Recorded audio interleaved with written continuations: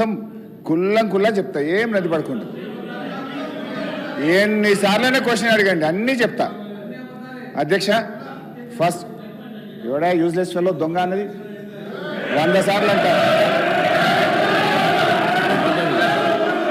నన్ను ఎవడన్నా దొంగ అంటే వాడు యూజ్లెస్ ఫెలో అన్న, తప్ప వాళ్ళు అన్నది కదా. అధ్యక్ష ఎక్స్ప్లెయిన్ సార్. మినిస్టర్ గారు గౌరవనీయులు హరీష్ రావు గారు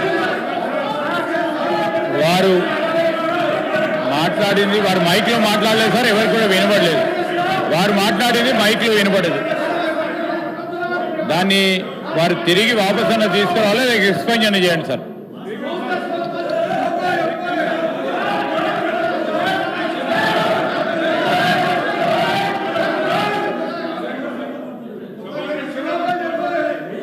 ప్లీజ్ స్పీకర్ సార్, నేను లేచి మాట్లాడుతుంటే అక్కడి నుంచి ఒక గౌరవ సభ్యుడు దొంగ అని నన్ను అన్నాడు. అన్నప్పుడు నేను ఏమనాలి? అది తప్పైనప్పుడు నేను అన్నది తప్పు. ముందు మరి ఆ దొంగ అని రన్నింగ్ కామెంటరీ చేయడానికి శ్రీధర్ బాబు గారు సమర్థిస్తారా? అందువల్ల అక్కడి నుంచి ఎవరైతే నన్ను రన్నింగ్ కామెంట్ చేసిందో ఆయనను ఉద్దేశించి నేను అన్నా, if you want to expel you can expel both.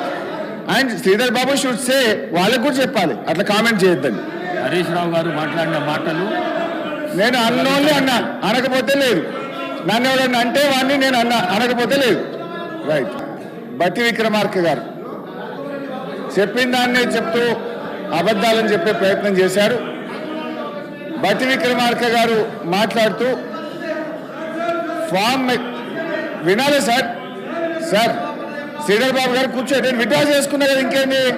దొంగ అనే పదాన్ని ఎక్స్ప్లెయిన్ చేయండి, యూజ్లెస్ ఫెలో అనే పదాన్ని ఎక్స్ప్లెయిన్ చేయండి. నాకు అభ్యంతరం లేదు. దాన్ని ask them to SIT down. నేను విత్డ్రా చేసేసినది అట్లా ఇయ్యారు సార్, మినిస్టర్కి ఇస్తారు. మీరు మినిస్టర్ అయ్యాక రాజగోపాల్ రెడ్డి గారు, నువ్వు హోమ్ మినిస్టర్ అయ్యాక ఇస్తారులే, నీకు మైక్ ఇప్పుడు ఎలిజిబిలిటీ లేదు, కూర్చోండి దయచేసి. Sit down sir please. Sridhar Babu గారి పద్ధతి కాదు సార్, సభ నడిపే పద్ధతిది కాదు సార్, సభ నడిపే పద్ధతిది కాదు sir. Sir please. Speaker sir please కూర్చోండి, ప్లీజ్. అయితే ఈరోజు చాలా ముఖ్యమైన అంశం మీద సభలో చర్చ జరుగుతుంది. గౌరవ ఉప ముఖ్యమంత్రి గారు బట్టి విక్రమార్క గారు మాట్లాడుతూ కొన్ని అంశాలు సభ దృష్టికి తెచ్చారు. గత ప్రభుత్వం ఫామ్ మెకనైజేషన్కి ₹1 ఖర్చు పెట్టలేదన్నారు, అబద్ధం. డ్రిప్ స్ప్రింక్లర్స్కు ₹1 ఖర్చు పెట్టలేదన్నారు, శుద్ధ అబద్ధం. రైతులకు ఇన్సూరెన్స్ డబ్బులు కట్టలేదన్నారు, పచ్చి అబద్ధం.